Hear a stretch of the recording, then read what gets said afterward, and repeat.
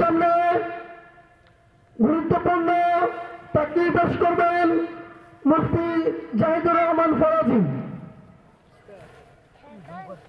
Senior শিক্ষক নাজিমে তালিমাত হাজী আবুল কাশেম নুরানি হাফিজিয়া মাদ্রাসা টিকারাকান্দি জামালপুর। হুজুরকে তার গুরুত্বপূর্ণ আলোচনা পেশ করার জন্য বিনীতভাবে আহ্বান জানাচ্ছি।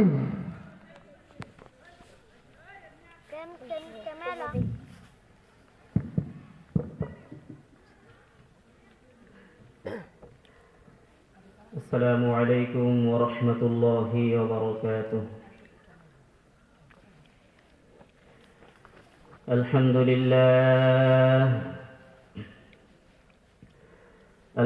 لله نحمده ونستعينه ونستغفره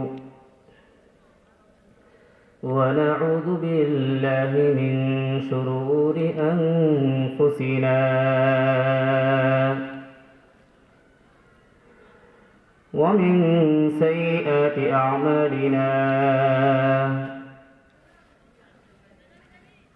من يهده الله فلا مضل له ومن يضلله فلا هادي له، ونشهد أن لا إله إلا الله وحده لا شريك له،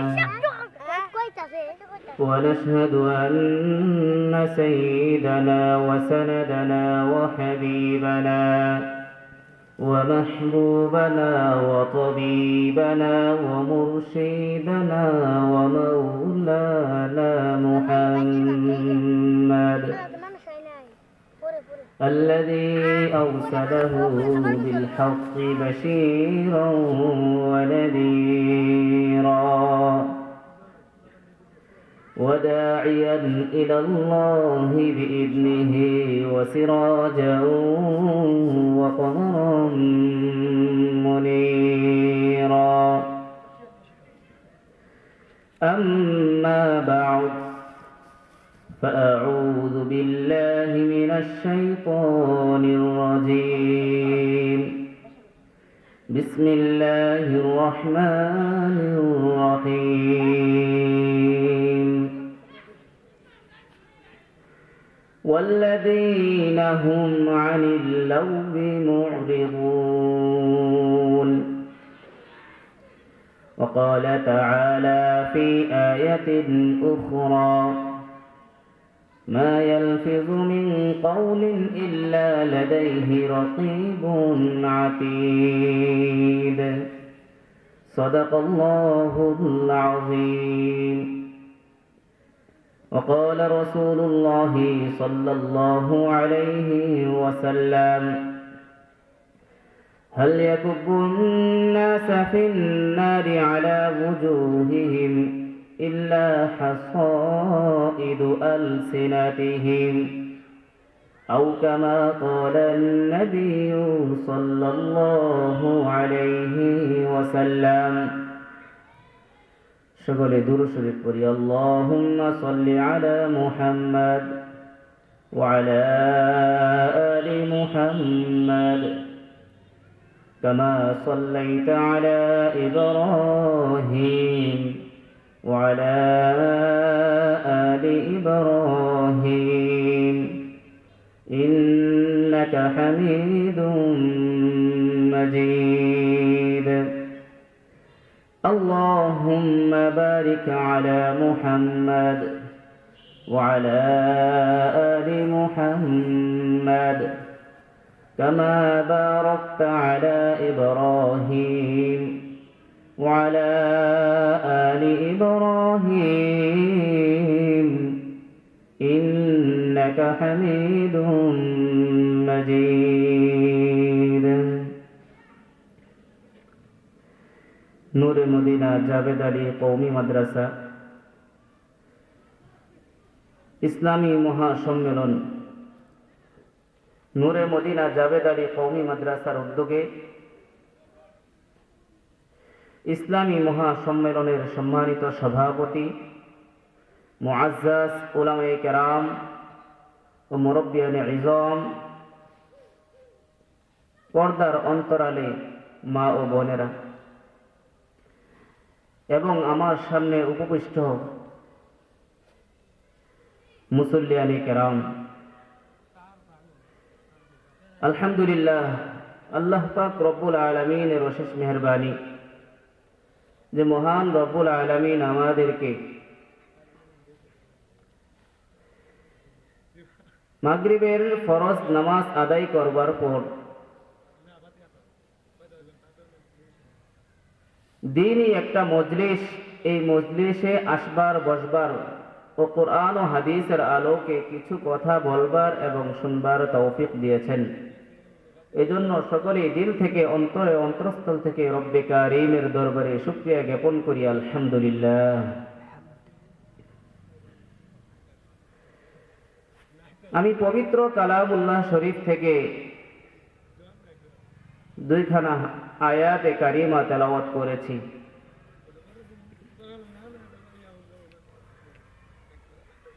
এবং রাসূলের অসংখ্য অগণিত হাদিস থেকে একটি হাদিস তেলাওয়াত করেছি।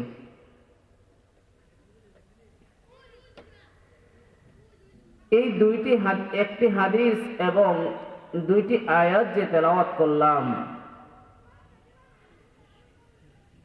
এই দুইটি আয়াত এবং হাদিসের উপর যদি আমি আপনি আমল করতে পারি, আয়াতের মধ্যে আল্লাহ পাক রব্বুল আলামিন যা বলেছেন, হাদিসের মধ্যে আল্লাহর রাসূল সাল্লাল্লাহু আলাইহি ওয়াসাল্লাম যা বলেছেন, তা যদি দিলের কান দিয়ে শুনি এবং সে অনুযায়ী আমল করতে পারি, তাহলে হতে পারে এই আমলই আমার জন্য নাজাতের জরিয়া হয়ে যাবে। সুবহানাল্লাহ। আল্লাহ পাক রব্বুল আলামিন বলেন, ওয়াল্লাযীনা হুম আনিল লাগবি মুরিদুন।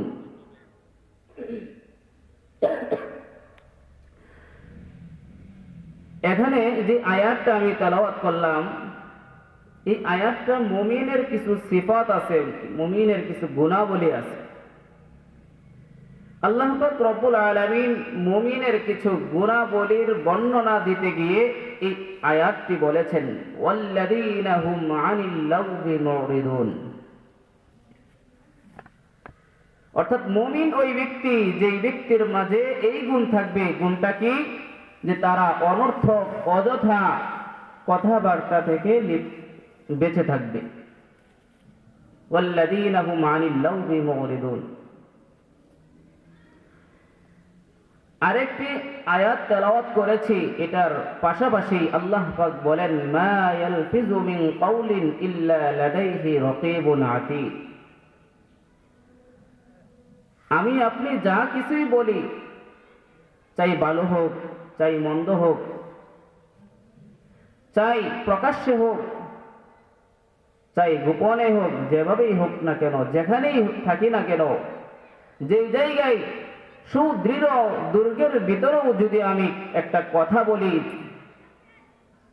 কথাটা চাই ভালো হোক, চাই মন্দ হোক, এই কথাটা আল্লাহ পাক রব্বুল আলামিনের কাছে রেকর্ড হচ্ছে। এজন্য আমার প্রত্যেকটি কথা, প্রত্যেকটি কাজ চিন্তা ফিকির করে করা। আমি একটি কথা বলে ফেললাম, বুঝি আর না বুঝি, এই কথার অর্থ কি জানি আর না জানি বলে ফেললাম, এটা আমার জন্য ক্ষতির কারণ হয়ে যেতে পারে। আমরা দুনিয়াতে এসেছি, আল্লাহ পাক রব্বুল আলামিন আমাদেরকে পাঠিয়েছেন। আল্লাহ পাক আমাদেরকে পাঠিয়েছেন, তার একটা উদ্দেশ্য আছে। আল্লাহর উদ্দেশ্যকে আমরা তাওয়াক্কুল করি না। আল্লাহর উদ্দেশ্যকে পিছনে রেখে আমি আমার নিজের গন্তব্যে পৌঁছার জন্য, নিজের উদ্দেশ্যকে হাসিল করবার জন্য আমি লাগামহীনভাবে চলাফেরা করছি। অনেকভাবেই আমরা গুনাহ করছি, আল্লাহর নাফরমানি করছি। একটি নাফরমানির কারণে যদি আল্লাহ পাক আমাকে পাকড়াও করেন, হাসরের ময়দানে এই পাকড়াও থেকে আমি ছুটতে পারবো না। একটি উত্তরও আমার থাকবে না, একটা জবাবও আমি দিতে পারবো না। এজন্য পিছনে আমরা যা কিছুই করে ফেলেছি, চাই জেনে করি আর না জেনে করি, আজ থেকে আমরা তওবা করব, আজ থেকে আমরা নিয়ত করব, আজ থেকে আমরা চেষ্টা করব সামনের জীবনে আমার দ্বারা যেন কোনো গুনাহের কাজ না হয়। কিভাবে মুক্তি পাওয়া যায়, কিভাবে নাজাত পাওয়া যায়, সেই ফিকির করা।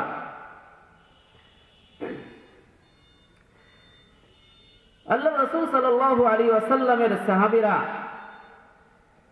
তারা সব সময় নাজাতের উসিলা খুঁজতো, যে কিভাবে নাজাত পাওয়া যাবে। হায় আমি তো গুনাহগার, হায় আমি তো গুনাহ করে ফেলেছি, কিভাবে নাজাত পাওয়া যাবে, উসিলা খুঁজতো। হাদিসের মধ্যে আসছে, তিরমিজি শরীফের একটি হাদিস, عن عقبة بن عامر رضي الله تعالى عنه قال, তিরমিজির একটি হাদিস, হযরত উকবা ইবনে আমির রাদিয়াল্লাহু তাআলা আনহু বলেন, মান নাজাতু ইয়া রাসূলুল্লাহ, মুক্তির উপায় কি? উকবা ইবনে আমির রাদিয়াল্লাহু তাআলা বলতেছেন, ইয়া রাসূলুল্লাহ, মুক্তির উপায় কি? আমি তো গুনাহগার, আমি মানুষ, আমি তো গুনাহ করতেই পারি। ইয়া রাসূলুল্লাহ, আমার দ্বারা গুনাহ হয়েছে, এখন মুক্তির পথ খুঁজতেছি, মুক্তি কিভাবে পাওয়া যাবে? উকবা ইবনে আমির বলেন, মান নাজাতু ইয়া রাসূলুল্লাহ, আল্লাহর হাবিব, মুক্তির উপায় কি আপনি আমাকে বলে দিন। নবী আলাইহিস সালাতু ওয়াস সালাম বলেন, আমসিক আলাইকা লিসানাক। উকবা রাদিয়াল্লাহু তাআলা আনহুকে বলতেছেন, উকবা, মুক্তির তিনটি উপায়, তিনটির মধ্যে এক নম্বর উপায় হলো আমসিক আলাইকা লিসানাক, তোমার জবানের হেফাজত করো। ওয়ালিয়াসআকা বাইতুক, তোমার ঘর যেন তোমার জন্য প্রশস্ত হয়ে যায়। অবকি আলা খতিআতিক, তুমি যখন কোনো গুনাহ করে ফেলো তার জন্য কান্নাকাটি করো। উকবা ইবনে আমির রাদিয়াল্লাহু তাআলা আনহু আল্লাহর রাসূলের কাছে মুক্তির উপায় চাইলেন। আল্লাহর রাসূল সাল্লাল্লাহু আলাইহি ওয়াসাল্লাম তিনটি ফর্মুলা বলে দিলেন, তিনটি মুক্তির তিনটি উপায় বলে দিলেন উকবা ইবনে আমিরকে। এর মধ্যে এক নম্বর হলো হেফাজত করা। বলি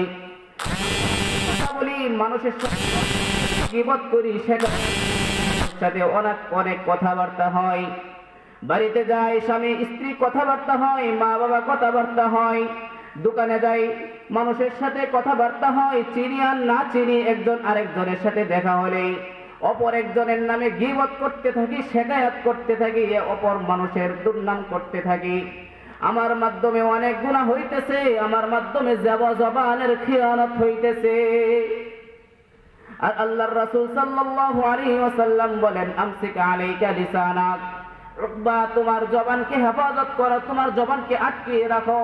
যদি তুমি তোমার জবানকে আটকিয়ে রাখতে পারো তাহলে তুমি নাজাত পাবা।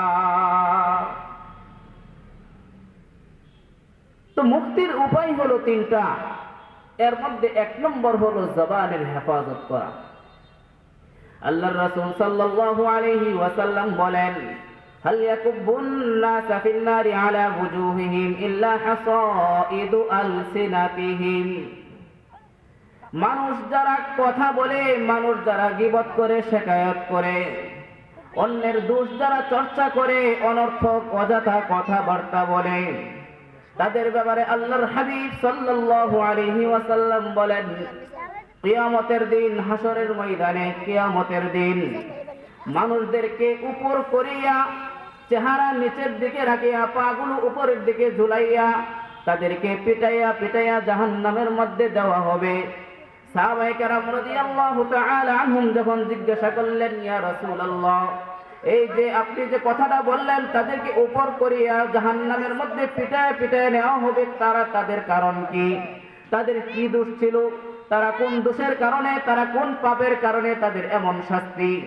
আল্লাহর রাসূল সাল্লাল্লাহু আলাইহি ওয়াসাল্লাম বলেন, হাসাইদু আলসিনাতিহিম, এটা তাদের জবানের অর্জন, তাদের মুখের অর্জন, তাদের কথার অর্জন, এটা তারা কামাই করেছে দুনিয়ার মধ্যে। আমি আপনি আমার জবানের মাধ্যমে এগুলো কামাই করি, যে আমাকে আমার জবানের কারণে হাসরের ময়দানে জাহান্নামের আগুনে পড়তে হবে, এমনি স্বাভাবিক পড়া নয়। আমাকে শুধু ধাক্কা মেরে জাহান্নামে ফেলে দেবে এরকম নয়, আমাকে লজ্জিত করা হবে, অপমান অপদস্থ করা হবে, আমাকে উপর করিয়া আমার চেহারা নিচের দিকে ঝুলাইয়া আমার পা দুটো উপরের দিকে উঠাইয়া পিটুনি দিবে, পিটাইতে পিটাইতে জাহান্নামের মধ্যে নিয়ে যাবে। এজন্য মুহতারাম হাজিরিন, আমার মুখের মধ্যে লাগাম লাগাইতে হবে। মুখকে এমনিতেই ছেড়ে দিলে হবে না, কারণ আমার প্রত্যেকটা কথা বলার সময় আমাকে ফিকির করতে হবে, আমাকে চিন্তা করতে হবে, হাই আমি যদি এখন কথাটা বলি তাহলে এই কথার মাধ্যমে কি পাপ হবে নাকি সওয়াব হবে? যদি সওয়াব হয় নিঃসন্দেহে বলে ফেলবো, আর যদি সওয়াব না হয়, গুনাহের কাজ হয়, তাহলে আমাকে বিরত থাকতে হবে, অন্যথায় জাহান্নামের আগুনে আমাকে পড়তে হবে।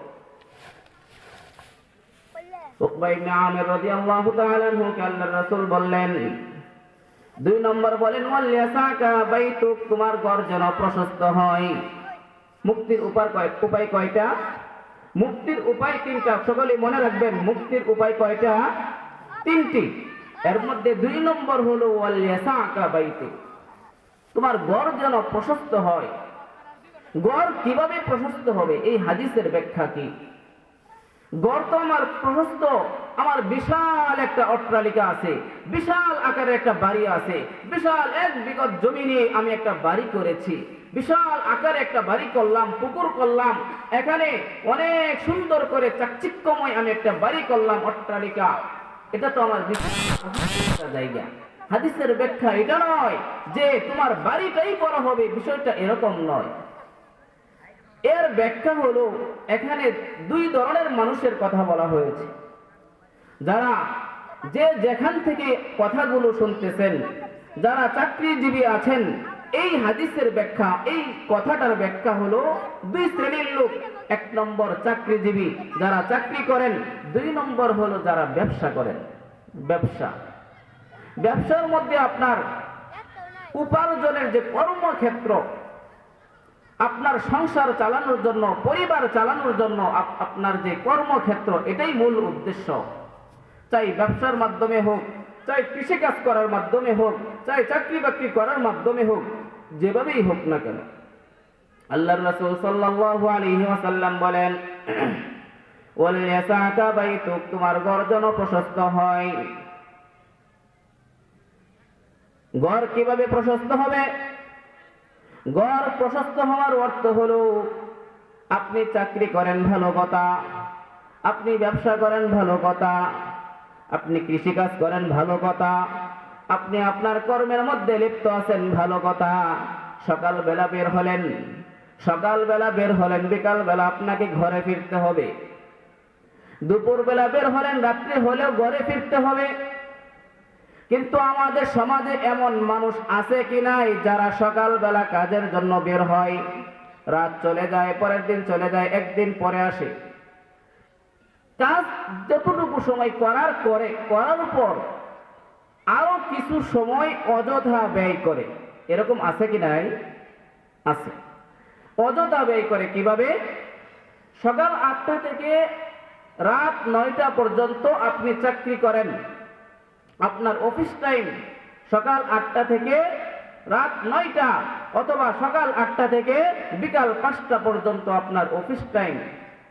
এটা হলো আপনার কর্মক্ষেত্র, এটা আপনাকে করতেই হবে, থাকতেই হবে।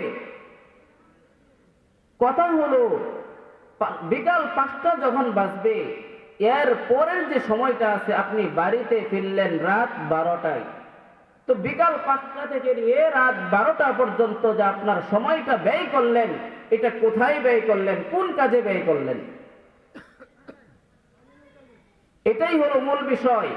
আল্লাহর রাসূল বলেন ওয়াল্লাসা কাবাইতুক, চাকরি বাকরি যারা করেন, ব্যবসা যারা করেন, তাদেরকে বলি আপনার চাকরির টাইম, চাকরি করার পর ঘরে ফিরে আসুন। ঘরে ফিরে আসুন, যদি ঘরে ফিরে না এসে যদি আপনি গুনাহের কাজে লিপ্ত হন, বন্ধু বান্ধবের সাথে আড্ডায় যদি লিপ্ত হয়ে যান, তাহলে এটা অযথা সময় নষ্ট করা হয়। এই জন্য আপনাকে আল্লাহর কাছে জবাবদিহি করতে হবে, এজন্য জবাবদিহি করতে হবে।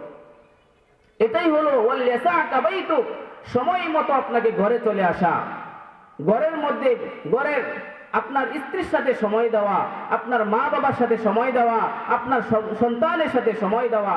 যদি আপনি সময় দিতে পারেন তাদেরকে, তাহলে আপনি কেমন যেন আপনার ঘরকে প্রশস্ত করলেন, অন্যথায় ঘরকে সংকীর্ণ করে ফেললেন। 3 নম্বর, আল্লাহর রাসূল সাল্লাল্লাহু আলাইহি ওয়াসাল্লাম বলেন ওয়াবকি আলা খাতিয়াতিক। উকবা ইবনে আমির রাদিয়াল্লাহু তাআলা আনহুকে বলতেছেন ওয়াবকি আলা খাতিয়াতিক, উকবা তুমি যে গুনাহ করবা বা করে ফেলেছো এর জন্য কান্নাকাটি করো। ওয়াবকি আলা খাতিয়াতিক, গুনাহের জন্য কান্নাকাটি করো।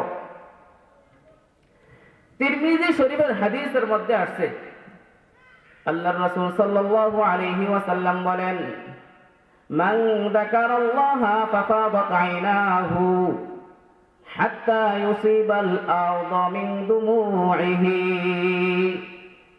যে ব্যক্তি আল্লাহ পাক রব্বুল আলামিনকে স্মরণ করার সময় তার 2টি চোখ থেকে অশ্রু বের হয়, পানি বের হয়। এই পানি যে বের হয়, পানি বের হওয়ার পর বলতেছে হাত্তা ইউসিবাল আরদ, 1 ফোঁটা পানি জমিনের মধ্যে পড়ে গেল, 1 ফোঁটা পানি জমিনের মধ্যে পড়ে গেল। আল্লাহ পাক রব্বুল আলামিন বলেন লাম ইউআযিবহুল্লাহু ইয়াওমাল কিয়ামাহ, কিয়ামতের দিন ওই ব্যক্তিকে শাস্তি দেওয়া হবে না। অন্য এক হাদিসের মধ্যে আসছে আল্লাহর রাসূল সাল্লাল্লাহু আলাইহি ওয়াসাল্লাম বলেন যে ব্যক্তি আল্লাহর জন্য কান্নাকাটি করে, লা ইয়ালিজুন নার রাজুলুন ফি খাশিয়াতিল্লাহ, যেই ব্যক্তি আল্লাহর ভয়ে কান্নাকাটি করে, ওই ব্যক্তিকে জাহান্নামে দিবে না। হাত্তা ইয়াউদাল লাবানু ফিদ দারঈ, যেমনি ভাবে দুধ দহন করার পর এই দুধটা তার গরুর উলানের মধ্যে যেভাবে ফিরিয়ে দেওয়া যেমনি ভাবে কঠিন, ঠিক তেমন কঠিন হবে বা অসম্ভব হবে ওই ব্যক্তিকে জাহান্নামে পৌঁছে দেওয়া। অর্থাৎ এই হাদিস দ্বারা উদ্দেশ্য হলো যে ব্যক্তি আল্লাহর ভয়ে, আল্লাহর স্মরণ করে, আল্লাহর জন্য কান্নাকাটি করে, তার গুনাহের জন্য আল্লাহর কাছে কান্নাকাটি করতেছে, ওই ব্যক্তিকে জাহান্নামে দেওয়া অসম্ভব। যেমনি ভাবে দুধ দহন করার পর ওই দুধটা গরুর উলানে আবার ফেরত পাঠানো যেরকম কঠিন বা অসম্ভব, ঠিক তেমন অসম্ভব হবে ওই ব্যক্তিকে জাহান্নামে দেওয়া। অর্থাৎ আল্লাহ পাক চাইলে দিতে পারেন, কিন্তু এখানে জাহান্নামটাকে অসম্ভব করে দিয়েছেন। তার মানে হলো আল্লাহ পাক রব্বুল আলামিন ওই ব্যক্তিকে জাহান্নামে দিবেন না। এজন্য কান্নাকাটি করা, আমার দ্বারা গুনাহ হতেই পারে, গুনাহ আল্লাহ পাক রব্বুল আলামিনের কাছে কান্নাকাটি করে ক্ষমা চেয়ে নেওয়া। আমি যদি ক্ষমা চেয়ে নিতে পারি তাহলে আল্লাহ পাক রব্বুল আলামিন আমাকে আপনাকে ক্ষমা করে দিবেন। ক্ষমা পাওয়ার আরেকটি সূরত বলে শেষ করে দেব ইনশাআল্লাহ। হাদিসের মধ্যে আসছে, এটাও তিরমিজি শরীফের হাদিসে কুদসি, স্বয়ং আল্লাহ পাক রব্বুল আলামিন বলতেছেন। হাদিসের রাবি হযরত আনাস রাদিয়াল্লাহু তাআলা عن أنس رضي الله تعالى عنه قال قال رسول الله صلى الله عليه وسلم হযরত আনাস রাদিয়াল্লাহু তাআলা আনহুর বর্ণনা, তিনি বলেন আল্লাহর রাসূল সাল্লাল্লাহু আলাইহি ওয়াসাল্লাম বলেন قال الله تعالى يا ابن آدم إنك ما دعوتني ورجوتني غفرت لك على ما كان فيك ولا أبالي। আল্লাহ পাক রব্বুল আলামিন বান্দাদেরকে ডাক দিয়ে বলেন, ও আমার বান্দারা, হে বনি আদম, হে আদমের সন্তানেরা, ইন্নাকা মা দাউতানি ওয়া রাজাউতানি, তোমরা তো দুনিয়ার মধ্যে আমি তোমাদেরকে পাঠিয়েছি, তোমরা গুনাহ করবা, গুনাহ করার পর আমি আল্লাহর কাছে ক্ষমা চাইবা, আমি আল্লাহ তোমাদেরকে ক্ষমা করে দিব। এটাই আমি পছন্দ করি, ভালোবাসি। এজন্য আল্লাহ পাক রব্বুল আলামিন বনি আদমকে ডাক দিয়ে বলেন, হে আদমের সন্তানেরা, ইন্নাকা মা দাউতানি ওয়া রাজাউতানি, তোমরা যখন আমাকে ডাক দাও, ডাক দেওয়ার সময় এই আশা করো, এই আশাবাদী হও যে আমি আল্লাহ তোমাদেরকে ক্ষমা করে দিব। এই আশা নিয়ে যখন আমি আল্লাহকে ডাক দাও, গফারতু লাকা আলা মা কানা ফিকা ওয়ালা উবালি, তোমরা যাই কিছু করো না কেন, যত গুনাহ করো না কেন, আমি আল্লাহ তোমাদেরকে ক্ষমা করে দিব, আমি দুনিয়ার কারো পরোয়া করি না। সুবহানাল্লাহ। এরপর আল্লাহ পাক রব্বুল আলামিন আবার ডাক দিয়ে বলেন, ইয়া ইবনা আদম ইন্নাকা লাউ বালাগাত যুনুবুকা আনানাস সামা, হে আদমের সন্তানেরা, তোমার গুনাহ যদি এরকম হয় যে গুনাহ করতে করতে জমিন থেকে নিয়ে আসমান পর্যন্ত ঠেক লেগে গেছে, আসমান পর্যন্ত গুনাহের স্তূপ হয়ে গেছে, তুম্মাস্তাগফারতানি, এরপর তোমরা আমি আল্লাহর কাছে ক্ষমা চাইলা, ইস্তিগফার পাঠ করলা, আস্তাগফিরুল্লাহ আস্তাগফিরুল্লাহ এভাবে ক্ষমা চাইলাম, আল্লাহ তুমি আমাকে ক্ষমা করে দাও, আল্লাহ আমি ভুল করেছি ক্ষমা করে দাও, এভাবে তওবা করলাম আর ক্ষমা চাইলাম, তো আল্লাহ পাক রব্বুল আলামিন বলেন, গফারতু লাকা ওয়ালা উবালি, গফারতু লাকা ওয়ালা উবালি, আমি আল্লাহ তোমাকে ক্ষমা করে দিলাম, আমি কারো পরোয়া করি না। এরপর আবার আল্লাহ পাক রব্বুল আলামিন বান্দাদেরকে ডাক দিয়ে বলেন, ইয়া ইবনা আদম ইন্নাকা লাউ লাকিতানি, হে আদমের সন্তানেরা, যদি তোমরা আমার সাথে সাক্ষাৎ করো, ইন্নাকা লাউ লাকিতানি, তোমরা যদি আমার সাথে সাক্ষাৎ করো এমত অবস্থায় যে লা তুশরিকু বি শাইআ, কারো সাথে শরীক করো নাই, আমি আল্লাহর সাথে কাউকে শরীক করো নাই, তাহলে তোমরা যে গুনাহ নিয়ে এসেছো, গুনাহের পরিমাণ কি? আল্লাহ বলেন, বিকুরাবিল আরদি খাতায়া, পুরা জমিন পরিমাণ, দুনিয়ার মধ্যে যত বালু আছে, যত মাটি আছে, এই পুরো বালু পরিমাণ গুনাহ নিয়ে যদি আমরা আল্লাহর কাছে হাজির হই, আল্লাহ পাক রব্বুল আলামিন বলেন যে তোমরা এই পরিমাণ গুনাহ নিয়ে আমার কাছে হাজির হয়েছো, পাশাপাশি আমি আল্লাহর সাথে কাউকে শরীক করো নাই, তাহলে আমি আল্লাহ লা আতাইতুকা বিকুরাবিন মাগফিরাতিহা বিকুরাবিহা মাগফিরাতান, আমি আল্লাহ তোমার কাছে এই জমিন পরিমাণ ক্ষমা নিয়ে হাজির হয়ে গেলাম। সুবহানাল্লাহ। তাহলে আমরা যদি আল্লাহর কাছ থেকে ক্ষমা চেয়ে নিতে পারি, তাহলে আল্লাহ পাক রব্বুল আলামিন অবশ্যই আমাদেরকে ক্ষমা করে দিবেন। এজন্য মুহতারাম হাজিরিন, তোড়াবাড়া বাঙ্গা চোরা গলায় যে কয়েকটা কথা বললাম, আমরা সকলেই আজ থেকে আমাদের জবানকে হেফাজত করব, আমার জিহ্বাকে কন্ট্রোল রাখবো, আমার মনকে স্থির রাখবো, এবং এর পাশাপাশি আমরা প্রত্যেকেই এই জবানের হেফাজত যেন করতে পারি। আল্লাহ পাক রব্বুল আলামিন আমাদের সকলকে তৌফিক দান করুন। সকলে বলে আমিন। ওয়া আখিরু দাওয়ানা আলহামদুলিল্লাহি রাব্বিল আলামিন। আসসালামু আলাইকুম। আলহামদুলিল্লাহ সুম্মা আলহামদুলিল্লাহ।